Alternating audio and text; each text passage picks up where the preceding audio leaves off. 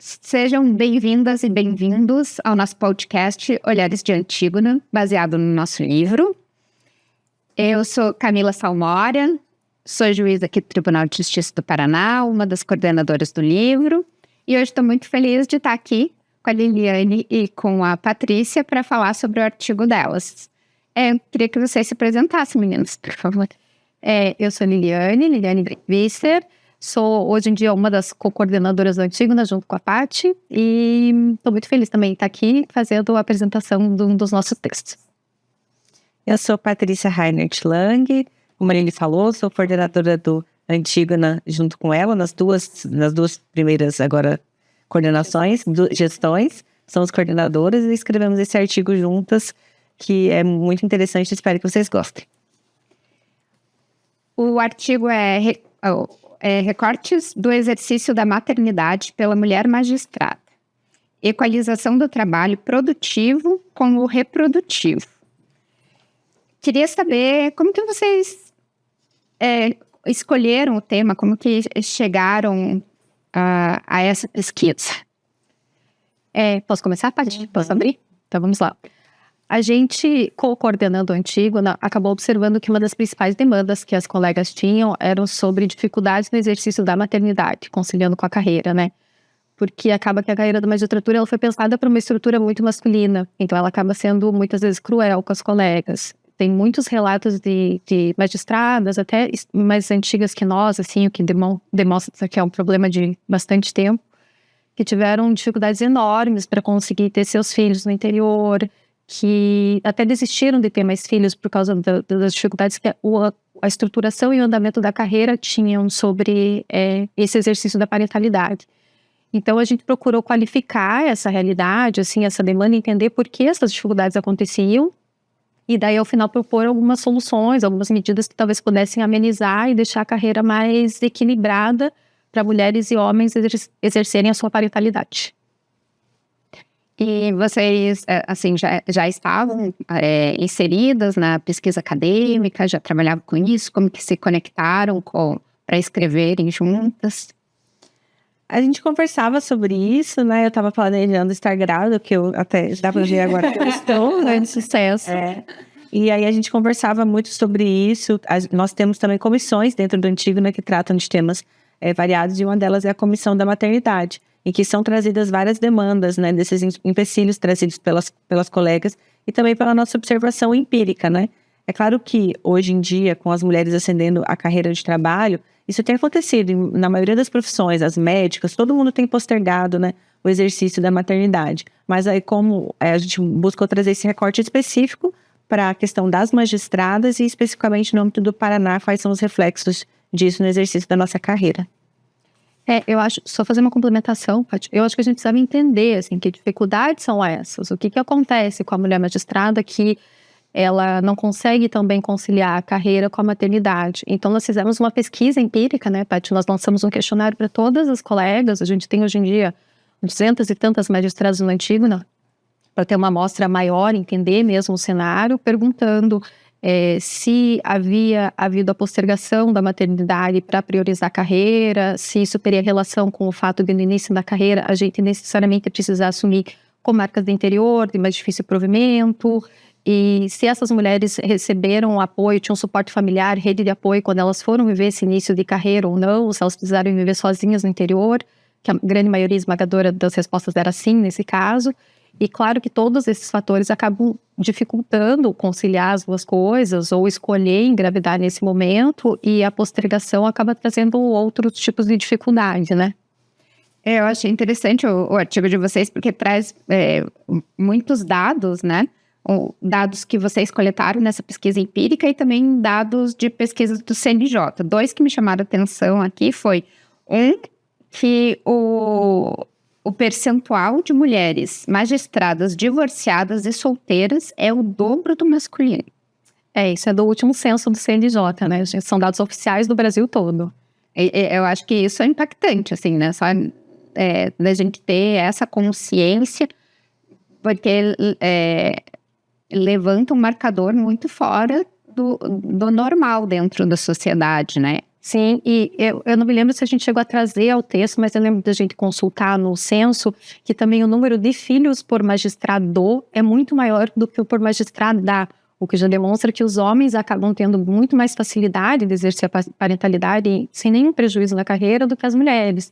Eu lembro que especificamente o campo assim, dos magistrados que têm 4 ou mais filhos era muito maior do que o de magistradas, o que traz um cruzamento de dados bastante sensível sobre o ponto, né?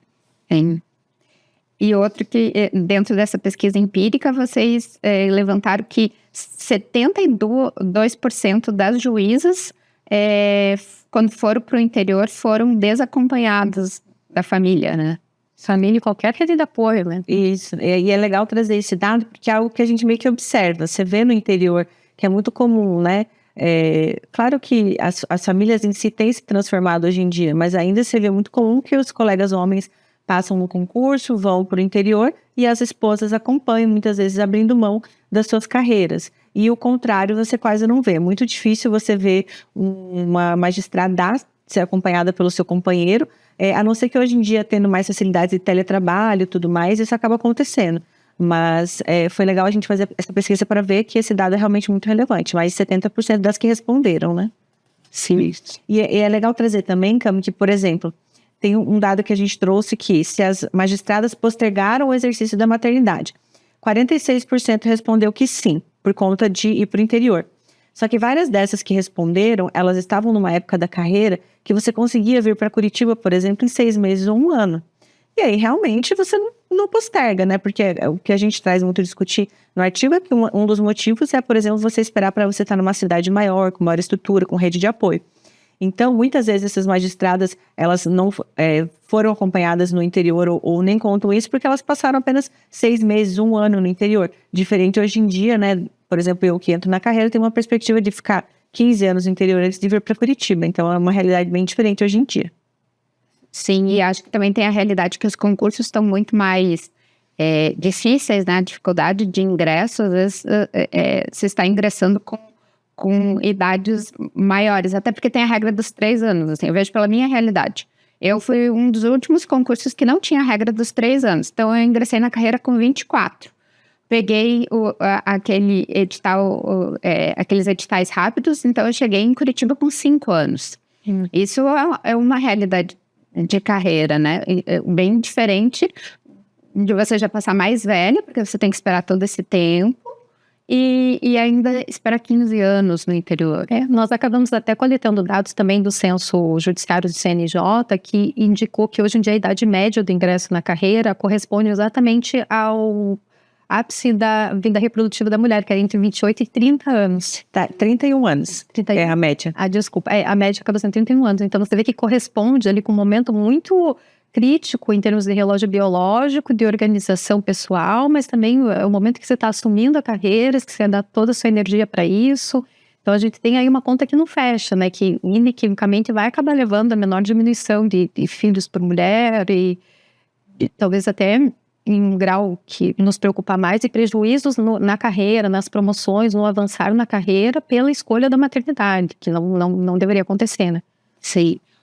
Um outro ponto que eu acho bem interessante que vocês trazem é essa questão de que essa abordagem ela deveria ser feita com uma perspectiva do interesse coletivo.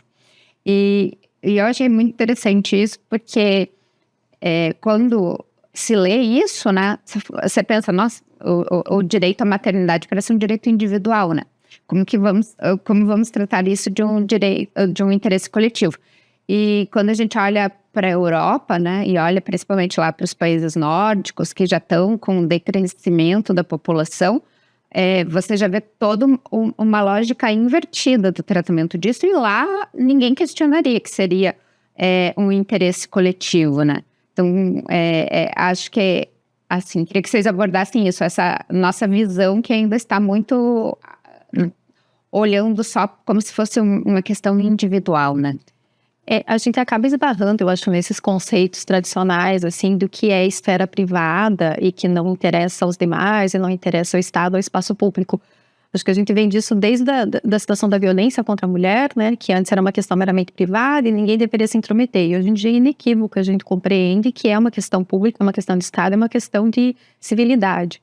Eu acho que a questão de parentalidade é muito semelhante. Até pouco tempo atrás, ou quem sabe hoje, a gente ainda viva a perspectiva de que é uma decisão individual da mulher, do casal, que o Estado não, ou a carreira, ou os tribunais não tem nada a ver com isso. Mas nos países em que a gente já tem um avanço maior, acaba tendo um cruzamento entre o maior grau de escolaridade das mulheres e a escolha por ter menor número de filhos. E isso, como regra, porque o avançar na carreira, em qualquer carreira que seja, acaba sendo conflitivo com o maternar, né, ou se dedicar à criança. A gente tem visto muitos exemplos de países que investem em políticas públicas para que se aumente os índices de natalidade, porque existe um índice de reposição da própria população dos países, né, que vem decrescendo. Japão, Coreia do Sul, países escandinavos, como você indicou, e que leva a uma preocupação consistente já nesses lugares, porque se você não tem a reposição da população, você acaba tendo um país menos produtivo, uma sociedade menos estruturada, você tem prejuízos tanto em termos de organização social, quanto até de distribuição de fatores produtivos, econômicos. Então, esse é um conceito que me parece que está defasado já, que a escolha pela parentalidade ou o número de filhos é uma questão meramente privada e que eu acho que a gente, em pouco tempo, vai descortinar isso, assim, com muita clareza e vai ver, nossa, como a gente estava olhando pelo viés errado aqui, né? Achando que era uma questão meramente privada, porque nós vamos acabar nos reconduzindo a esse tipo de problema também, que já os países mais desenvolvidos têm, se a gente não cuidar de oferecer condições para que as mulheres tenham seus filhos, maternem seus filhos, cuidem de seus filhos. Não é uma coisa assim que individualmente a pessoa vai conseguir resolver por conta própria. A gente precisa de políticas públicas nesse sentido, né? E nessa questão de políticas públicas, assim, pensando realmente que isso é um interesse coletivo e que a gente já viu pelos dados, né, que os dados mostram que as mulheres são as mais afetadas, temos políticas institucionais, seja do Tribunal de Justiça, seja do CNJ, voltadas para essa questão? Eu acho que a gente tem avançado, Cami, mas eu acho que ainda há muito a avançar. E são alguns desses aspectos que a gente traz no nosso artigo. A gente traz algumas sugestões de medidas que poderiam ser tomadas institucionalmente para garantir o melhor exercício da maternidade pelas magistradas. Como, por exemplo, hoje em dia nós temos um prazo administrativo de 100 dias que é cobrado pelo CNJ. É claro que o prazo do CPC é menor, mas o prazo de 100 dias traz várias consequências para a nossa carreira se não é observado, inclusive com a abertura de PAD. Tem colegas que são afastados, inclusive, da jurisdição por não cumprir esse prazo. Então, por exemplo, esse prazo ele não se suspende no caso de licença saúde menor de 30 dias ou alguma licença saúde que você precisa, por exemplo, para realizar um tratamento de reprodução assistida. E isso é algo que acaba impactando, né, trazendo um prejuízo, né, se você precisa de uma licença de saúde, às vezes, por conta do pré-natal mesmo, ou por uma questão da gravidez, ou porque você está fazendo um tratamento. Também uma questão recente, que sempre foi trazida nos últimos anos, e que agora a Lili pode até contar sobre um decreto recente no tribunal, é a questão de as magistradas saíam em licença maternidade, e não era garantido que elas fossem substituídas integralmente. Então, elas voltavam depois de 6 meses para uma vara que ficava 6 meses parada, e ficava um caos, levava anos para você conseguir consertar essa vara. E isso traz várias implicações, tanto para o serviço público, quanto para a própria carreira da magistrada, porque às vezes ela vai entrar nos 100 dias, ela vai se prejudicar, ela não vai conseguir por uma promoção por merecimento, tudo como uma consequência da licença maternidade. Inclusive aconteceu quando eu era substituta, eu cobri 2 licenças maternidades ao mesmo tempo, de 2 varas pesadíssimas. Eu tentei fazer o meu melhor, mas assim, é claro que as 2 varas, uma juíza para 2 varas, as colegas voltaram, a situação estava caótica nas 2. Esse foi um drama, eu também vivi, mas como substituta em final, assim, de colegas que estavam em férias, disputarem mesmo, se indisporem com o fato do substituto estar cobrindo integralmente a vaga em licença maternidade, esperando que hoje o substituto desse conta integralmente das 2, o que é impossível, porque a gente consegue atender uma unidade judicial, né? Ou acabando tendo que deixar que está em licença maternidade de lado e com o prejuízo que vai acabar vindo para essa mãe depois quando ela voltar à atividade. Eu lembro quando nós fizemos a pesquisa, inclusive acho que vale destacar, várias colegas destacaram ali no nosso grupo do antigo, né, que tiveram inclusive problemas de saúde ao voltar a trabalhar depois desse período de 6 meses. de acabar não conseguindo mais lactar a criança, secar o leite, ter situação de mastite, de um estresse crônico. Tem colegas que relatam condições até degradantes, assim, de precisar ir ao banheiro do fora e ficar esvaziando o seio, porque não tinha condição não tinha espaço físico, não tinha estrutura para acolher essa mulher que volta mãe para a atividade. Ela volta para a unidade judicial, mas ela volta diferente, ela volta com uma outra demanda, né? E essa situação eu acho que é muito dramática. É uma situação que a gente traz também, já fazendo a ponte como sugestão, que pode ser amenizada com a ideia do teletrabalho, que a gente já foi aprovada pelo CNJ, né? Que a gestante e a lactante, até quando a criança complete seus 2 anos de idade, teriam direito ao teletrabalho. Só que a gente ainda não tem a regulamentação dessa medida aqui no estado do Paraná.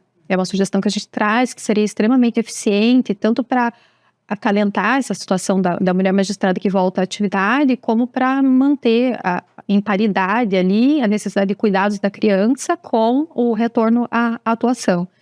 Então, com essa medida associada à obrigatoriedade de atendimento integral de uma vara vaga durante a licença maternidade, acredito que aí a gente poderia pensar em uma política judiciária que foi pensada e que foi estruturada em favor do exercício da maternidade pela mulher, né? Sim. O decreto judiciário para o atendimento integral agora, das varas em licença maternidade por juízes ou juízes substitutos foi aprovado. Eu acho que é uma medida muito inovadora. Ele tem algumas semanas só de existência, mas a questão do teletrabalho a gente ainda precisa de regulamentação aqui no tribunal. Tem regulamentação só do CNJ e aí acaba trazendo uma situação casuística, né? Quem pede especificamente ou pede lá consegue, e as mulheres que não pedem não conseguem, então a gente não pode tratar isso como uma política pública judiciária, né? Sim, a gente também teve decisões que deferiram o teletrabalho, mas isso não na gestão de agora, que eu não tenho conhecimento, né? Mas, por exemplo, condicionando a comparecimento presencial para a realização de júris, por exemplo, que é algo que também as lactantes falam que é muito difícil de ser feito. E eu também acho que a gente pode evoluir nesse sentido. Por exemplo, a resolução do CNJ também prevê que os homens, né, servidores, magistrados, teriam direito a 6 meses de teletrabalho, né? Porque aí eles ficariam em teletrabalho junto com a licença das suas respectivas esposas. Mas, por exemplo, a gente já teve notícia de pessoas que fizeram isso e teve esse pedido indeferido, mesmo com a resolução do CNJ. Então, a gente entende que ainda falta esse olhar coletivo. A maternidade ou a paternidade, né? Porque às vezes a gente fala aqui da maternidade nessa nossa posição de mulher. Mas para a paternidade também é importante que o tribunal traga esse incentivo, né? Para que haja o exercício da paternidade responsável, né? Por parte dos seus servidores e magistrados. Acho que a gente tem que pensar num conceito até maior, né? De parentalidade. Exato. Em termos de política judiciária. Eu acho que isso é super importante a gente frisar, assim, porque a ideia, o suporte para a maternidade vem também de uma paternidade presente, responsável, ativa. Então, sem dúvida nenhuma, uma política pública completa vai olhar para esses 2 aspectos. Na Europa, isso já está muito evoluído, né? Portugal tem a licença, não é mais licença maternidade nem licença paternidade, é a licença parental. E ela tem regras específicas que obrigam esse homem, o pai, né, a ficar determinado tempo justamente reconhecendo esse interesse coletivo. Uhum. Mas nessa questão do teletrabalho que vocês trouxeram, eu acho que é muito interessante. Eu me recordei de uma questão da turma recursal, porque na turma recursal, como nós somos juízas também de 1º grau, já tiveram muitos colegas, inclusive eu mesma estive grávida e depois amamentando enquanto estava lá. E nós, na condição de magistradas, nós temos que dar prioridade para a advogada lactante, que fala, primeiro, para deixar a sessão, porque a sessão é longa demais para ficar todo esse tempo. E enquanto para nós, magistradas, não há nenhuma regra. Então, nós voltamos da licença e desde logo estamos fazendo sessões presenciais que duram horas, assim, horas que eu digo 6 ou 8 horas. Sim. Imagina a complexidade de uma mulher magistrada voltar e presidir um júri. Como é que se interrompe um momento de debates ali, sem nenhuma animosidade com advogados e Ministério Público, para você ir esvaziar seu seio? E o momento da lactação não espera, ele não espera o compromisso que você está tendo. Se você não tomar uma providência, você vai começar a vazar. É algo muito incompatível pensar que essas 2 coisas são facilmente conciliáveis, né? Eu achei engraçado que você falou isso, porque essa semana eu tive um júri, começou 9 da manhã e terminou 9 da noite. E aí, logo que começou a sessão, uma jurada veio me pedir dispensa, porque ela estava gestante, né? E eu falei, não, claro, pode ficar dispensada. Mas eu vou ficar o dia inteiro aqui com dor nas costas, foi o que eu pensei. Então a gente ainda tem que compatibilizar, porque às vezes quando a gente fala só do nosso direito, pensa, mas, né, por que assim, a magistratura já tem tantos direitos, por que está se resguardando isso? Mas nós buscamos, né, enquanto Poder Judiciário, resguardar esse direito aos demais, e daí dentro da nossa própria casa, às vezes a gente... Eu acho bem importante você falar isso, porque a gente já teve decisões nesse sentido do teletrabalho, no sentido assim, de que as magistradas não poderiam ter mais privilégios do que as pessoas comuns. E não é isso que a gente prega, como a gente está falando, a gente está trazendo esse olhar coletivo, e a gente busca que a sociedade toda traga esse olhar. A gente tem que começar pela nossa instituição, mas se no futuro todas as empresas privadas forem assim, todas as instituições trazerem esse olhar para a licença parental, por exemplo, é o futuro que a gente espera, né? Mas não é porque a gente está buscando mais privilégio, é porque a gente acredita nisso, né? E em prol também da primeira infância, do desenvolvimento dessas crianças. Eu acho que esse é um ponto importante, né? Porque quando a gente fala da mãe, mas a gente está assegurando, ou a licença, no caso para o pai, quem a gente está protegendo no final é a criança, é a geração futura, né? Claro, é muito raso pensar. Na verdade, reduzir, eu acho que toda essa problemática a um viés de privilégio acaba sendo muito pequeno, porque na verdade a gente está tendo uma situação de déficit que a gente está buscando equiparar. A gente não está partindo de um lugar igual e querendo algo a mais, né? Você pensa, uma mulher que está nessa condição de lactante, fazendo um júri das 9 às 9, com dores nas costas, deixando de amamentar o filho, ter uma criança com fome em casa, nem todo mundo consegue congelar leite, enfim. Ou tendo inflamações, ou tendo várias questões relacionadas à maternidade, ela não está num nível de paridade com o colega que está fazendo o mesmo júri. Ela está numa posição aquém, substancialmente aquém. Ela está sendo colocada num lugar ali de quase indignidade, de constrangimento. Então, não se trata de oferecer um a mais para alguém, é simplesmente nivelar substancialmente a condição dos dois profissionais, né? Eu acho que o olhar tem que ser mais elaborado, não pode ser tão simplista. Com certeza. Então, nos encaminhando para o final, tem muita gente que nos ouve aqui que são estudantes, que tem interesse em se aprofundar mais no tema. O que vocês sugerem para quem quer estudar mais sobre essa temática? Eu gostaria de sugerir um livro de uma autora chamada Vera Iaconelli. Na verdade, tudo da Vera Iaconelli é sensacional sobre esse tema da maternidade, mas tem um mais recente que chama o Manifesto Antimaternalista.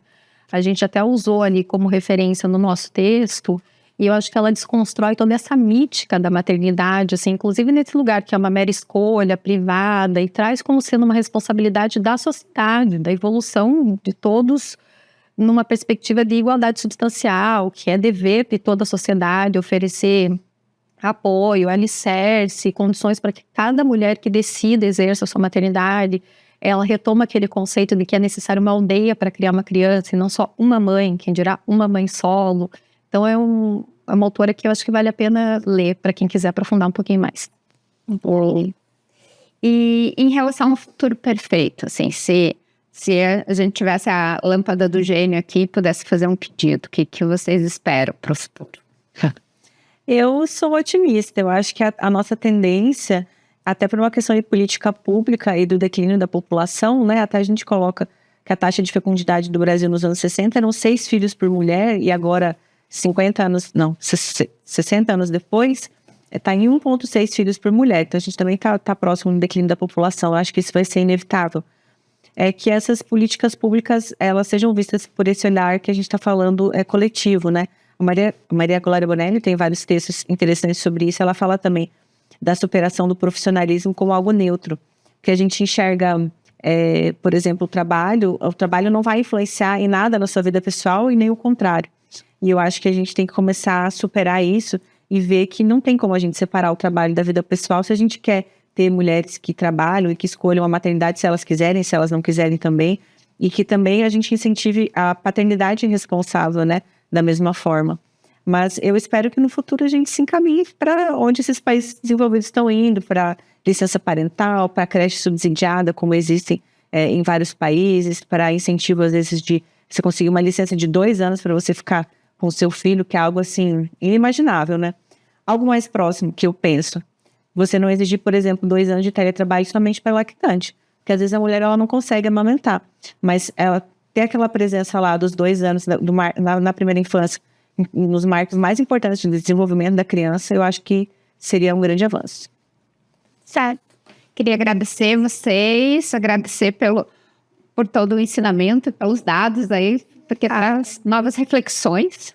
Esse tema é apaixonante pra gente, então foi uma delícia escrever esse texto. É mais gostoso ainda falar sobre ele agora. E queria, então, convidar os nossos ouvintes para lerem o artigo. Tem outros artigos aqui muito interessantes, acompanharem, temos outros podcasts com outras autoras e seguirem o artigo lá no Instagram. Muito obrigada. Obrigada, Cami. Obrigada, Cami.